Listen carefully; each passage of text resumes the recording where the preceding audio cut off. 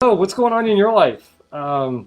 Hopefully, if you happen to live anywhere near Louisiana, Alabama, Mississippi, Southern Coast, Gulf Coast, hopefully you have moved to higher ground or moved out of the area or are safely ensconced. Because that seems to be the news, is Hurricane Ida impacting landfall earlier today. So that inspired me. My dark sense of humor said, "Oh, I could do variations on the hurricane," and said, "No, no, no. That's a dark sense of humor, but we don't need to express that this evening. Besides, I'm actually worried about how things are going to go. So, what I thought I would do instead would be do a little tribute to New Orleans, to the places that we have imbibed drinks at that are memorable to us, and we're going to do a couple of inspirational just tweaks on the cocktails that some of them serve or that have bring back memories of cocktails that we've had there. So that's what we're going to do this evening. Just a little uplift from NOLA. Sounds like a plan, right? So before we do that, though, we have to toast something, which We have means hellos. we have hellos. We There are have people. Colleen. There are people watching. We have Colleen. Oh my gosh. We have Dana. Dana, We have Flora. We Flora. have Greg. We have Ruth. Sweet, awesome. We have bunches of people. Okay, we have 5, but that's okay. That's still bunches in my book. More of you will join us later, I'm sure, whether that's live or later as we publish this. So we're going to do a toast. Toast means we're going to drink some rum. So what are we going to drink? Well, we're going to drink the Dark Full Moon Rougarou rum, which is produced from sugarcane and molasses, produced down in Thibodaux, Louisiana. So I thought that would be appropriate. We got this on our anniversary trip down to New Orleans, and we have quite enjoyed it. We have been parceling it out slowly because it's quite yummy, and because I can't get it anywhere else. So that's that. It is a dark rum. It's light proof. It's 40% proof. 40%. Okay, 80 proof. Deep in the heart of the southern Louisiana Cajun country lurks a mysterious creature called the Rougarou. It lingers in the sugarcane fields, emerging only during the full moon to exact justice on the wicked. Oh shoot, that's me. Because of their monster flavor, we chose this name for our rums. We start with pure blackstrap molasses and raw sugar grown and milled from a family-owned farm just down the road from our distillery located in the middle of the cane fields in Thibodaux, Louisiana. Our full moon dark rum is aged on white oak for smoothness and flavor with no extracts, caramel, or artificial ingredients added. So, yeah, that's a pretty nice color coming off of just pure white oak. So that's pretty cool. There's no age statement, so I have no idea how long it has been rested or how long it has been aged. Does it say aged or rested? It is aged. Aged. Okay, good. Too many rums. I can't keep track of all the characteristics of each one. So here's a little Rougarou. I have a tentacle in me. You have a tentacle in you. There's a tentacle, right? You can pick your nose with that tentacle, right? Yeah, we've sprouted more tentacles. I don't know. There's some tentacles down here. There's tentacles there. There's more tentacles there. They're just sprouting all over the place. I don't know. To the spirit of New Orleans. To the spirit of New Orleans. May it lurk in the dark hearts of everyone. To our friends that have evacuated, may their houses be safe. To our friends that have stayed, may they be safe. Both now and in the weeks to come, because Yes. it's going to take a while. Near as I can tell, last news reports I had, levees were holding, pump systems were holding. That was the big deal with Katrina, obviously, is that we had levee failures. So keep your fingers crossed we don't have a levee failure, and maybe things will be not nearly as bad. But man, high, powerful Category 4 storm, more powerful than Katrina, and hitting in a really bad spot. So, New Orleans and the rest of Louisiana and the Gulf Coast, because it's not just New Orleans that we're worried about. All right, so that means we should make some cocktails. So in the last trip that we took to New Orleans, we hit a variety of different cocktail establishments, and some establishments that don't consider themselves tiki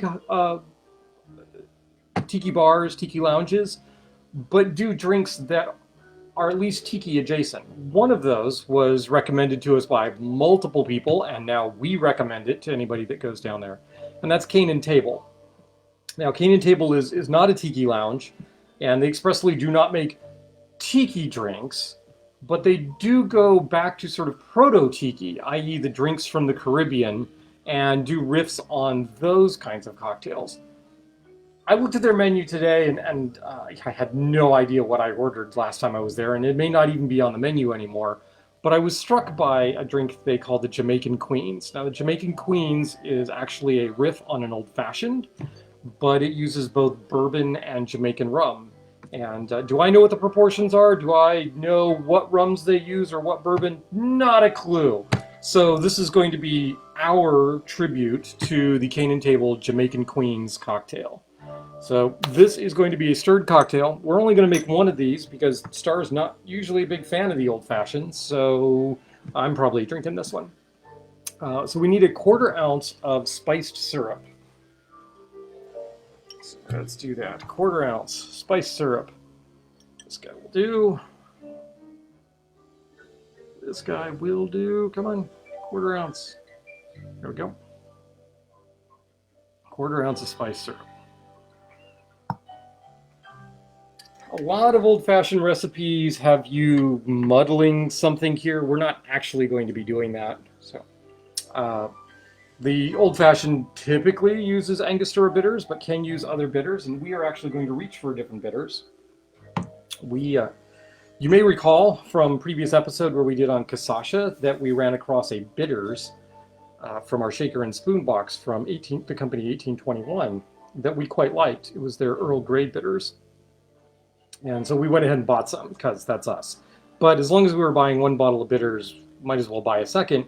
And so we also bought their Havana and Hide, which is kind of a, I don't know what, Cuban flavors and leather, right? That's where the hide comes in for this. So we're going to use this, and we're going to go 2 dashes of the 1821 Havana and Hide. There's 1, 2 dashes of bitters from 1821. Normally making an old-fashioned, you'd go 2 ounces of either bourbon or rye. We're going to go 1.5 ounces of a bourbon. We have this wonderful beer barrel bourbon here from North Holland Artisan Spirits. 1.5 ounces.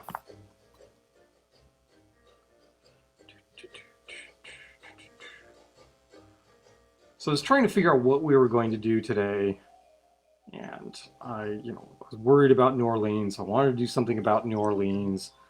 I didn't want to do anything overly corny because of the seriousness of the situation.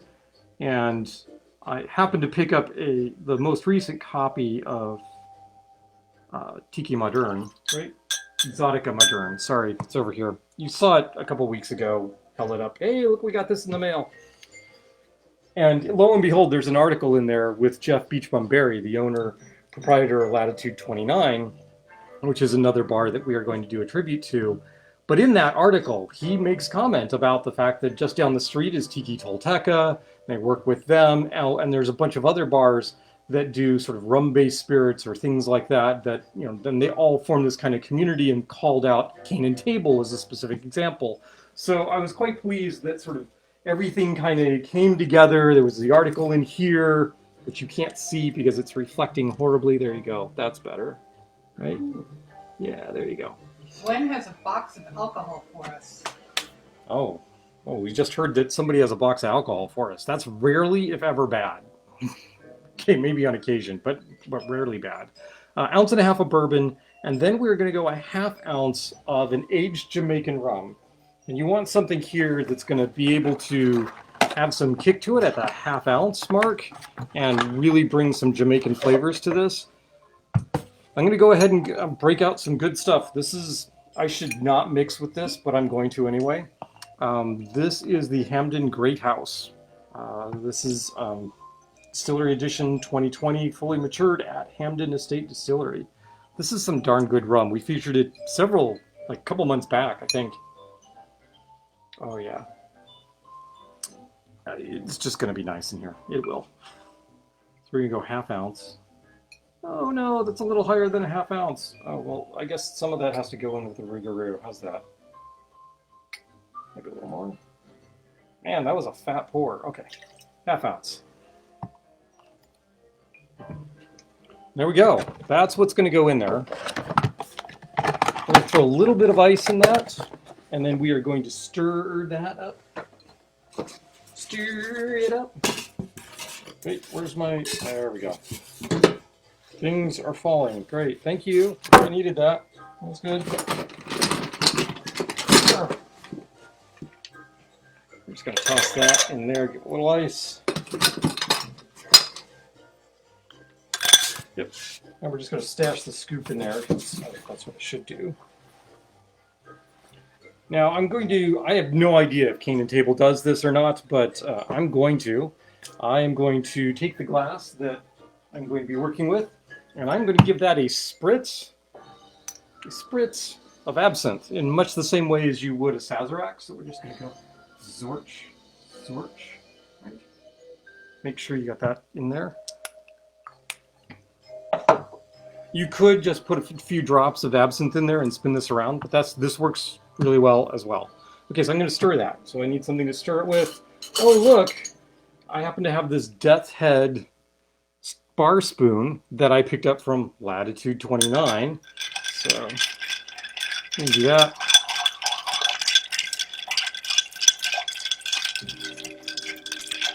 La la la la la. Stirry, stirry.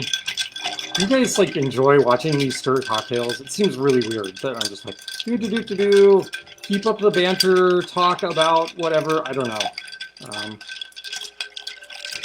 We're gonna taste this, see how it is. Oh, it's quite nice, but it's very much oh. All those bitters really add a nice component to that. Oh, that's quite tasty. Yep, that's gonna be lovely. All right, we're just going to put this into glass. Julep strainer in the glass, just like that.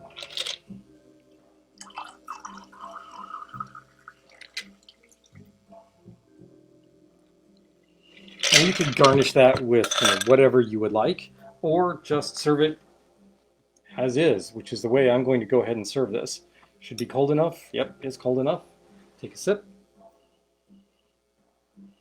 I need to get the smoke out of my nose here because it smells like incense.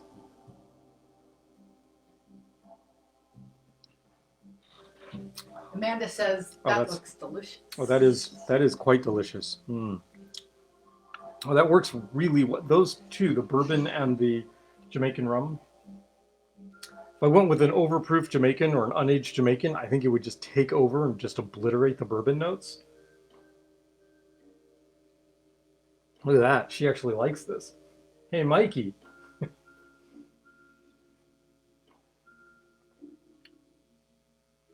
I'm going to get the rest of it. You're going to get the rest of it. But that's a tasty little old-fashioned right there. Yeah. So there we go. There's our tribute to Cane and Table. May we have the opportunity to visit you again. Yeah. May many more people have the opportunity to visit you again. Like I said, I have no idea if their Jamaican Queens is at all like this cocktail, but I'm inspired by their ingredients for it. So they had like a cinnamon syrup, 2 dashes of bitters, I think Angostura, some bourbon, some Jamaican rum. That's all I had to go on, and so we went with this. And I think this works out really well.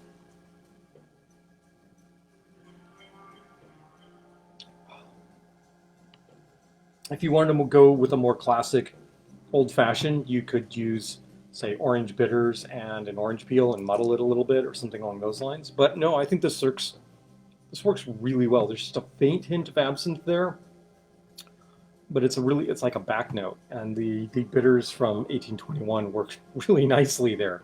I think more so than an Angostura bitters would, because the Angostura is just that spicier component that I don't think you want in this. So I'm quite pleased with that. I think that came out really well. Thank you, Cane and Table, for the inspiration for that. So there we go. We have one cocktail down. Feels like I'm flying through here. I should take a moment or two to stir the murky ingredient here that we're going to use for the third cocktail. I dubbed this the most disgusting tiki cocktail ingredient, but it makes one of my absolute favorite tiki cocktails, so we're going to see how this works. I also played around with the recipe a little bit. There's some ingredients in here that they flow with the base recipe for that ingredient, but are just a little different. And that's very aromatic, and you can't smell what I'm smelling. If you did, you would know instantly what it is, but I'm not going to tell you. I'm not going to tell you until we get there. So the second drink we're going to do, we're going to walk. Actually, if you are coming from the business district into the French Quarter, the first tiki bar that you will hit is Tiki Tolteca. And Tiki Tolteca is upstairs? Yes, it is upstairs from a Latin cuisine restaurant. I don't even remember what they serve at this point, because by the time we were thinking about food from them, we'd already had a couple of cocktails upstairs at Tiki Tolteca. While we were there, so I was very much a young neophyte when it came to tiki cocktails. Didn't know much. I knew a few cocktails by name, and sat down with the bartender. It was in the middle of the week, so it was really slow. There were like 3, 4 couples maybe in the place besides us, and we talked things like, what do you do when your staff blows the order for cocktail umbrellas, and instead of ordering like a box of 100, orders like a crate? And so they had like a pallet of cocktail umbrellas. It was really silly. It's like, cocktail umbrellas, yay! So I had not yet had the chance to try one of the great 151s, Lemon Heart or Hamilton, any of the 151 Demerara's. The only 151 I knew at that point was the old Bacardi 151, which is just it's a hopped up version of their silver rum. And not really impressed by that. And he's like, have you not ever had a Swizzle? I'm like, no, what's a Swizzle? And so he immediately made for me a 151 Swizzle, and it became one of my favorite drinks. It's very simple in terms of the ingredients that are in it, and yet the flavor profile was amazing, and it was so fun just watching him make this cocktail, because it is made in the glass. There's a specific technique for making a swizzle, and any swizzle that you have will, rely upon that particular technique. And so I think it's just absolutely cool. It's a drink that is known for both technique and for its flavor profile. So that's what we're going to do. We're going to do a riff on the 151 Swizzle. It's not too big a riff. We're just going to change up a couple of ingredients and see where this goes. Okay, so first thing we're going to start with is a glass that I can swizzle in. And here, for this, I'm going to go ahead and borrow one of these wonderful glasses. This is technically a zombie glass. And the thing I need to make sure of is that my lele stick, this guy, see, note, got the little star at the bottom. This grows naturally, by the way. This is just the way it grows, and they just snip off the ends. And yeah. I just need to make sure that I can get down in here, swirl this around a little bit, which is what I'm going to do. I'm going to drop a little bit of crushed ice in here to start with. That's sort of not de rigueur for this cocktail, but I'm going to do it anyway. Partially because my lele stick doesn't actually go all the way down to the bottom of this particular glass, so I need to be a little bit careful about how I do this. I'm going to go with the sugar ingredient first, and in this case, it's usually just simple syrup. I'm going to switch that up just a tad because I've been using a lot of pineapples recently, which means I am floating in pineapple oleosaccharum, because every time I have a pineapple, I might as well make pineapple oleosaccharum. So I've got a ton of this stuff, so I'm going to use it for this cocktail. And this is not a traditional 151 where they just want the flavors of the rum basically to come through. So there we go. It's just a half ounce. So Cheryl has joined us. Half ounce of your simple syrup, or in this case, a pineapple oleo. Right there. There we go. Then we need a half ounce of lime juice because, you know, tiki cocktail, right? So there has to be lime juice in it. Does seem to be the norm. This will also rinse out the jigger. Right there, 1/2 ounce. I have to get better. I have this screen in front of me that shows what I look like on screen, but it naturally draws my eyes down, so I'm looking at myself, which is not what we want. I want to be up here looking at the camera. So yours truly is going to try working on that and making eye contact with you. I'm watching you. Are you watching me? That's this, right? Yeah, you're watching me. That's how that should work. Okay. What else we got in here? We need 151 because it's a 151 Swizzle. So normally you would reach for either Lemonheart and Sons 151 or you would reach for Hamilton 151. If you don't know the story, Lemonheart and Sons stopped producing the 151 and the tiki world went insane because it's called for in so many tiki cocktails. And Hamilton, with his shipping company, his import company, took up the mantle and started bringing in a 151 Demerara. And it works beautifully as a substitute for Lemonheart and Sons. And then Lemonheart and Sons decided, hey, we should produce this rum again. Oh, there's a hand up, which usually means a question. You get all that from pineapple rinds? I remember the disappointing yield from grapefruit rinds. Yeah, I get a ton from pineapple. Because remember, I'm using equal parts of sugar by weight to whatever pineapple rinds I'm throwing in there. And over a course of about 2 to 3 days, it just sucks every ounce of liquid out of that. And yeah, I get a fair amount of. I mean, that was like 3 pineapples that produced that, but still, that's a fair yield. The grapefruit rind, yeah, I don't know what happened when we did the grapefruit rind oleo. It just did not. It did not extract nearly as much as we thought it did. The grapefruit oleo was amazing, but it was like we got little tiny bottles. Yeah, so I'm not sure what's there. There's not as much moisture in the rind. No clue. No clue. David and Chris say hi.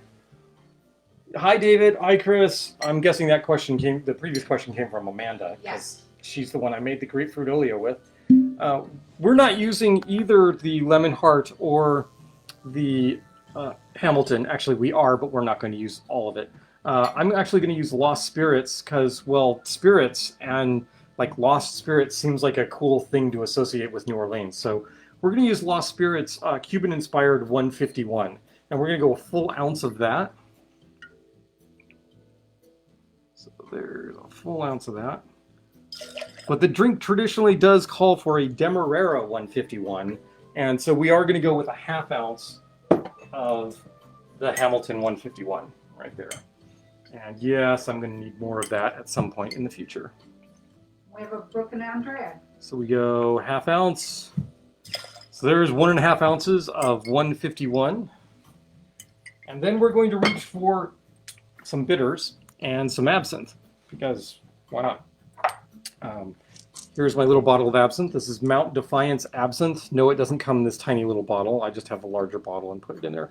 Mount Defiance local distillery makes great absinthe. I am told they make great other things. I would really like to get to the distillery and try them, particularly their rum. But they do other things, and we've tried a few of them, and they've been quite good. So I'm thinking, I'm going to stick with the Mount Defiance absinthe. 1, 2, 3, 4, 5, 6 for most of my mixing needs. But yeah, would like to really get out there and try them at some point. Eventually, this plague thing that's going around will hopefully die down. We need a dash of bitters. I don't know why I'm struck by the 1821. As long as we've got it, I'm going to go ahead and switch over to the Earl Grey, though. Do I think that pineapple and Earl Grey will go well together? I got no idea, so I'm going to give it a shot. We're going to do that. Actually, I think pineapple and Earl Grey would probably go delightfully well. We'll see how this works out, whether or not I'm right. Then we're going to partially fill up this glass with some more crushed ice and apply the lele stick to this. Wow, I'm having trouble with my ice lid here. All right, so we're just going to go there, like such. I'm going to grab a little more ice and just set it aside. And in just 6.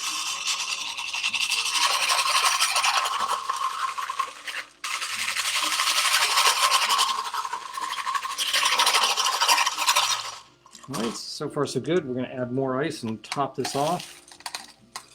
And then we're going to continue to do this spinning thing. It is a fair amount of rum in here because of the 151, and you do want to get a fair amount of dilution.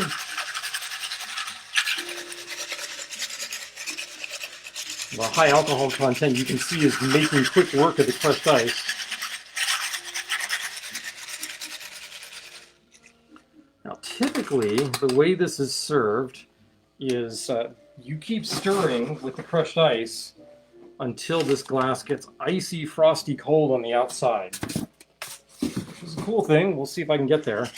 And there is a particular technique for folding a cocktail napkin around the glass so that you do not get frostbite holding the glass. So they want this thing really, really cold. I'm not sure we're going to get there. Yep, I can't get down to the bottom. Should use a slightly wider glass. All right. Let's see it wobbling here. If I had my druthers, I would drop my bar by about 2 inches so that I would not be reaching up to do this, but it's not going to happen. At least not for a while. Okay, I'm going to give this a shot. Let's see. Yeah, well, I'm getting some fair amount of frost on the outside here. I would really like to taste this. See how we're doing.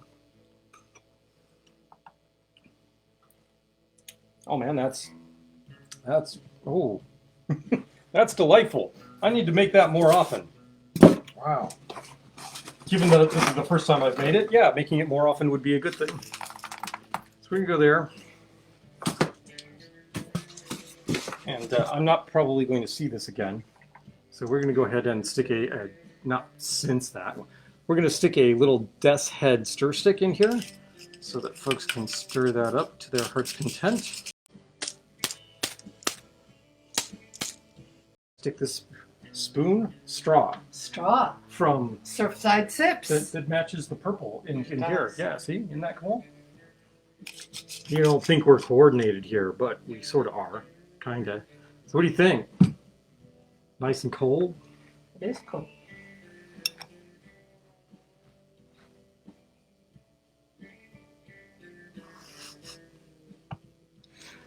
People sometimes ask, why do you like mixing cocktails? What is it that you enjoy about mixing cocktails? Because you're sitting here doing all this work and people are just consuming your drink. I was like, that look that you got right there, that instant gratification, yeah, I'm okay with that. I like that. We have our puffer fish. He's in the frame today. Yep, Puffy. Puffy The puffer. I don't know. So nobody's actually criticized us, but I can imagine them criticizing us for him not having a real name. But I will remind you that we do have a cat, and that cat goes by many, many names. His actual name is Emo. We've started recently calling him, or I've started calling him Mr. Mo, as in Mr. E. Mo, and Kitty and that sort of thing. So calling him Puffy tonight, perfectly in keeping with our naming habits around here. So there you go. Hi, Puffy. Meet your studio audience. The jellyfish, obviously. The jellyfish are in the house and seemingly doing fine. We have multiple tentacles all over the place. We even have, some of the tentacles have matured and are now obvious or ripened and are now red. So that's kind of cool, I guess. Thank you, Lisa and Chris, for the red tentacles. They're actually from Archie McPhee. I know Archie McPhee doesn't sound like some great eldritch wizard or anything. It's not. It's a company that produces plastic goodies, and that's what these things are. But it's kind of cool. So there we go. We've done a tribute drink to Cane and Table, and we've done a tribute to Tiki Tolteca. I did not dig out the Tiki Tolteca mug, which is yay big, and Rougarou, Cane and Table, Tiki Tolteca. We're whipping through this. It's only one more place that I want to stop at, and as you may have suspected from all of the references, yes, it's going to be Latitude 29. So I have, on many occasions, talked the praises of Mr. Jeff Beach Bum Berry, who apparently prefers to go by the moniker Bum, or The Bum, so we're going to try and refer to him as The Bum. while sitting down in their restaurant, I had a cocktail that I had never had before. Read again, I was a newbie when it came to tiki cocktails. I knew I liked them. I knew I kind of liked the lifestyle, but at that point, I was still like kind of spending time at the Carousel Bar and all. Sazeracs are amazing as well, and Brahmos Gin Fizzes and blah blah blah alcohol. But for tiki's sake, I really hadn't dabbled too much in that and had not had a lot of experience. So when somebody said, well, how about a pearl diver? I went, "Well, okay, sure, I'll try a pearl diver. I mean, I know some of the other drinks that are on the menu, so I kind of know what they would taste like, but I didn't know what a pearl diver would taste like. And it had this really sort of unctuous, smooth, creamy mouthfeel to it. And I was like, wow, I really like this cocktail. And for those of you that have been watching for a while, you'll know that I have a love and hate affair with it because I love them, but they're a pain to make because they require this special ingredient called the gardenia mix, which is creamed butter and a few other things all thrown together. It doesn't keep very long, and getting the texture just right on it is sometimes problematic. Several months back, sometime last year, in fact, I finally got it down, and it's like, this works. This works for me. I can make pearl divers. Great. I like it. Well, this evening, I wanted to do a drink that was a nod to Latitude 29, where I had my first pearl diver. So I'm going to do a classic pearl diver, but here's the thing. I can't leave well enough alone, and so when it came down to making the gardenia mix, I had to play around a bit. So classically, gardenia mix is 1 ounce of creamed butter, 1 ounce of honey, an ounce of cinnamon syrup, a half ounce of vanilla syrup, and then a half teaspoon of allspice dram. Right? So that's what goes in there. Okay, fine. Well, the butter we got, not a problem. Oh, unsalted butter, please, unsalted butter. Butter's not a problem. In fact, I have some clarified butter, and that's what I was using here. It's soft at room temperature. It keeps forever. It's awesome. It's also going to keep some of the solids out, which hopefully this will work out. The 1 ounce of honey, I went to the cupboard and I went to reach for the big jar of honey and realized it was crystallized, and I'm feeling lazy today and didn't feel like uncrystallizing it. So I reached back in there and pulled out a jar of truffle-infused honey and went, oh, well, that sounds good, and went put an ounce of truffle-infused honey in here. And that is what is coming off of here, is this pungent, earthy truffle smell. So I'm hoping this will happen real well. I do have some vanilla syrup on hand. I do not have any straight cinnamon syrup. As you well know, I always do a spice syrup instead of a cinnamon syrup. Now, my spice syrup is predominantly cinnamon, but has all sorts of other flavors in it. So I just skipped to the chase and went 1.5 ounces of the spice syrup instead of 1 ounce of some other syrup and a half ounce of vanilla syrup. We just went 1.5 ounces of the spice syrup. And then there's a half ounce of Chris Heinzen's homemade allspice dram, which was featured a couple weeks back when they came to visit us. And that, when you cream this all together, forms this gooey kind of mess. It is all combined here and seems to be relatively smooth. I have this cute little... What is this? This is... Whisk. That's the word I'm looking for. Mini whisk. Cute little mini whisk, which is what I use to beat this and keep this smooth. It is really, really sticky and thick and will coat anything that you put next to it. So, yeah, so that'll be fun to get that. We're definitely going with that first in our measuring jigger because, yeah, we're going to want to clean that out. I'm going to make 2 of these. One for the wife, one for me. So we're going to double all the ingredients. So normally it would be a half ounce of the gardenia mix, which means we're going to go with a full ounce of gardenia mix. Use the same jigger. How are we going to get this into there? Well, I'm just going to grab one of these little scraper things. So I got this from, I think it's Pampered Chef. Yeah, some Pampered Chef party. They have a collection of these things. They're actually really nice. They survive the dishwasher really well. They hold up particularly nicely. Don't use them with heat, but other than that, they're fine. So this would be nice. We can just get this in here The fact that I'm storing it at room temperature is fine because I'm not going to keep it much longer than this, much longer than about a day or so, which makes this much easier to spread and deal with. Also, the fact that I'm using the clarified butter, I think, makes a real difference here. I have a jar of clarified butter I just keep by the stove, and that works really well. Okay, so there is a 1 ounce of goo, 1 ounce of gardenia mix. This is also known, I believe, as like tiki coffee mix because presumably it goes really well in coffee and makes a really nice tiki toddy as well. So, and that's obviously going into a blender because you can see I'm putting it into a blender tin right here. Not a tin, sorry, I'm putting it into an actual real blender, not a spindle blender thing. All right. Okay, that's just gonna have to sit here for a moment so that we can get that off of there. Lime juice, because of course there's got to be lime juice in everything. What is the deal? Wow. My hand and eye coordination not the best tonight. 1/2 ounce lime juice doubled is 1 ounce of lime juice. That goes in there. And I'm going to take this, I'm going to scrape a little more out because now that the lime juice has pulled some of that off the walls, I can get a little more off. Scrape, scrape. See, it's just kind of a messy ingredient to work with, but it makes a really nice cocktail. Then we need a 1/2 ounce of fresh squeezed orange juice. We're going to double that, of course, to a full ounce. Anything that doesn't go into cocktails this evening will be consumed either this evening or tomorrow morning because orange juice, fresh squeezed orange juice, just does not keep.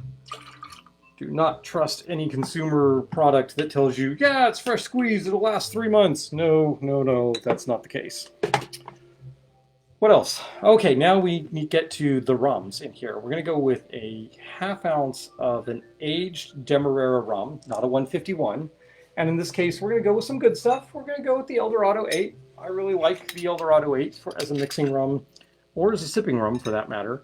Normally a 1/2 ounce. In this case, since we're making 2, it is going to be a full ounce. I'm trying to rotate the jigger, so I am pouring over the bits and pieces of the gardenia mix that are still sticking to the edge of the jigger.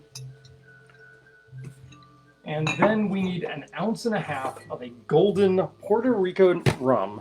Now, as long as I am using good ingredients this evening, like good ingredients, we're going to go ahead and we're going to reach in and grab the Ron de Barrilito 3-star. Okay. We need 1.5 ounces, which would be a total of 3 ounces. So I'm going to go ahead and do that. This can give me a chance to, I could flip the jigger, but in this case, I'm actually going to use it to clean off yet another portion of the jigger. Right, 1 more. Did I count right? This is 1 more. Did I lose count? Hopefully this is 3 ounces. Look like 3 ounces to me. It's either 3 or 4. If it's 4, well, let's booze forward. What can I say? Then we need a dash of bitters. And of course, the classic recipe calls for a dash of Angostura bitters because at the time that was pretty much what everybody was using. I'm going to go a little different. I'm going to go a single dash of the Bitterman's Tiki bitters, as long as I can get this open. There we go. Sometimes some of the bitters bottle sticks and I can't get it out, so we're just going to go a full dash of that. Oh, wait. Calls for a dash, which means I need 2 dashes, right? Yeah, that's doubling. It's a thing, right? Everything should be doubled if you're doubling cocktail. Okay, 4 ounces of ice. Normally, in this case, we're going to go 8 ounces of crushed ice. It's a full scoop. We'll go in there. And then this is actually blended for a fair amount of time, minimum of 20 seconds or so on high, because you really need to get all of this goodness into an emulsion. Oh man, the truffle's really coming through here. So here we go. It's going to be loud for a few seconds.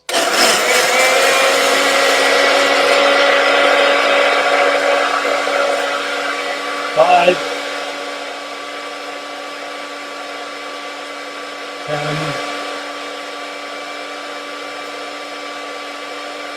15.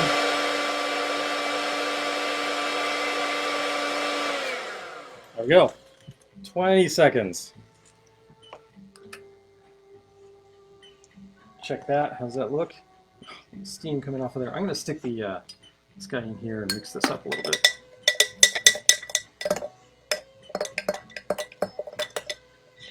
That's going to be lovely, but I think I want to throw just a tad more ice in there and blend this for a little bit longer. It's not quite the consistency I want. There we go. I'd like 2, maybe 3 ounces.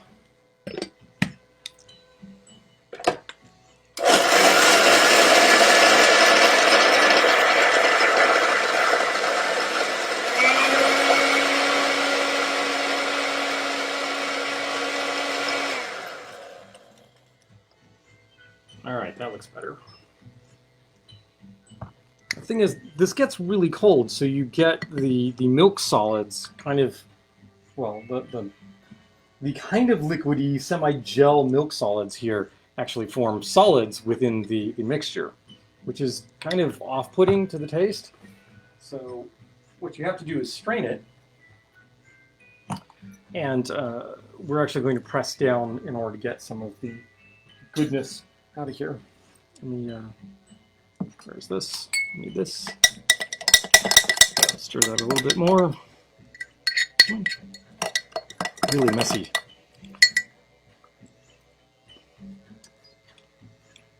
Huh. Well, I will say that the truffle honey really adds an interesting flavor to this.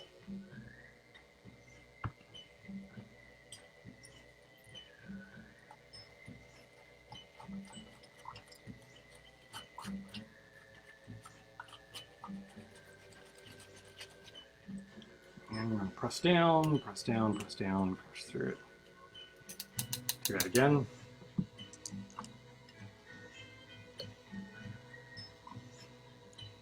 This is not the prettiest drink in the world, I gotta say, because the butter just adds this weird textural component to it.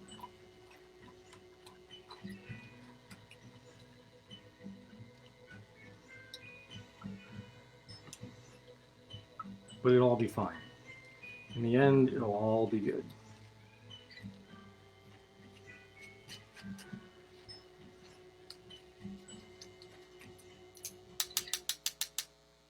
Now we can do this again.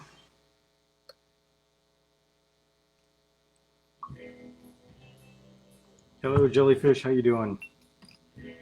Yeah, they're coming up. They're interested. It doesn't look bad on screen. It doesn't look bad on screen. Well, that's good. That's good. You don't have the olfactory component, but you also don't have the gross visual component. So, you know, it all balances out, I guess. How's the music? Can you hear the music? Got a little James Bond theme going on here. I'm not entirely sure how my tiki mix wound up with such a deep James Bond component, but I'm okay with that. Let's just dump that back in there. We got hearts on the music. We got hearts.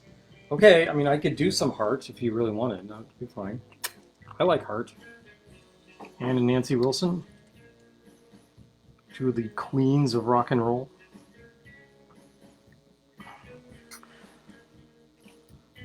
Apparently, I like cocktails that require a fair amount of labor.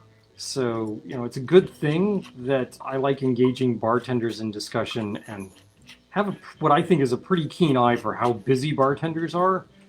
So I know not to order these kinds of things when, in fact, they are really busy. I'm going to try and stamp that through there. Star, if you would like, Yes. you can come up here and take this Drink number 1. drink number 1. I was going to clean this off, but of course I've managed to lose my paper towels because they fell over and then I threw them away. They're over there. So we do this. I'm going to take this little orange here. I'm just going to get that. Stick the orange in there. It also helps that, especially when we're traveling, we tend to go to bars on Sunday, Monday, Tuesday, Wednesday nights. every Well, night. we know they're not going to be busy. Right. So. Especially if it's a bar where we know we want to sit down and have a conversation with the bartender. Right. So the real popular bars that we're going to visit on an off night so that we have a time to enjoy it. Or at least visit them earlier in the day, Yeah. when they open, as opposed to when their rush hour is going to be. What did I do? Did I get another good one? Yeah, Another good one? another good one.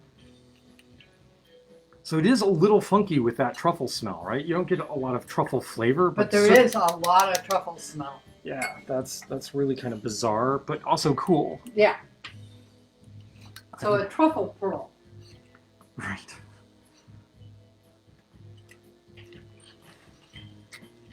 So do this one more time. You're sitting there watching me scrape a strainer. It's got to be fascinating watching for everyone. So yeah, this is like I said, I really enjoy these drinks. I tend to not make them at home because of this kind of work quotient. You know, I'm fundamentally lazy at home. I often will just default to a daiquiri because, well, it's easy. Christine says, oh, I lost what she said. She said something. I'm sitting here thinking the remains of the gardenia mix would be fun to saute some chicken. Probably. I would saute almost anything in the gardenia mix. That would be fine. Well, that is quite lovely, isn't it? Wow. I mean, I shouldn't be surprised. I like all the ingredients in it, and I like a pearl diver, but still.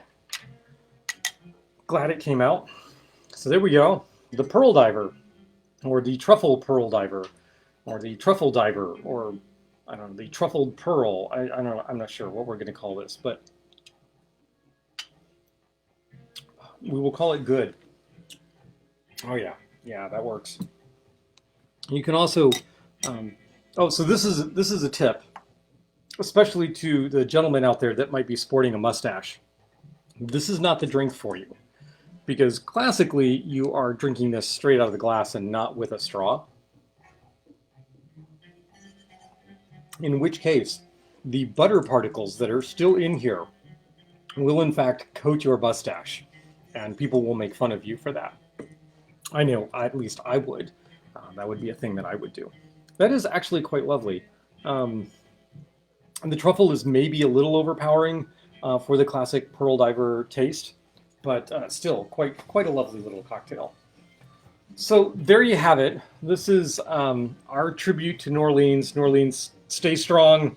Hope everything holds, and we'll at some point see you again in the future. To all our friends there, either be safe, or hopefully you've already been safe and gotten out of there, and here's hoping that everything comes out okay for you guys as well.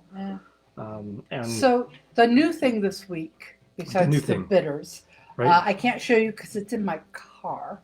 Oh, right. Lisa, along with the red tentacles, yes, and the cat bonnet, which the cat bonnet is a horrible thing. That she puts this little bonnet on the cat, and the poor cat is like, his eyes get real big. And he's like, "Why do you do this to me?" But I got a hula girl for my dashboard that kind of hulas when I drive. And since she's driving Uber, it's kind of amusing and cool. And it's not like in the middle of the dashboard. Right, it's off to the side, but it's still very cute. Yeah.